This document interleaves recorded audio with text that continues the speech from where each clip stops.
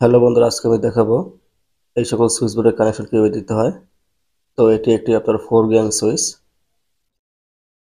তো এই সকল সুইচের কানেকশন দিতে গেলে এখানে দেখতে পাচ্ছেন LA, LB এবং LC, LD এই 4টি টার্মিনাল আপনার শর্ট করতে হবে লুপ তার দিয়ে।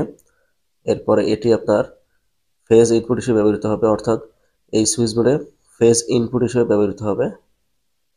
এরপরে এই সুইচ বোর্ড থেকে যে আউটপুট হবে আপনার, অর্থাৎ লোড সাইডে যে কানেকশনগুলো হবে লাইট অথবা ফ্যানের জন্য, সেখানে আপনার এখান থেকে একটি লোড সাইডে কানেকশন হবে, তারপর এখান থেকে একটি, তারপর এখান থেকে একটি, তারপর এখান থেকে একটি। অর্থাৎ এই লাইনগুলো আপনার লাইট অথবা ফ্যানের কানেকশন হবে লোড সাইডে।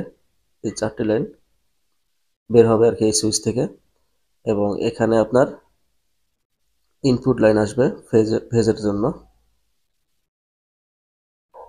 তো এই ছিল আজকের মতো। ভিডিওটি ভালো লাগলে অবশ্যই লাইক দেবেন এবং কমেন্ট করে জানাবেন আপনার মতামত, এবং ভিডিওটি বেশি বেশি করে শেয়ার করবেন। ধন্যবাদ।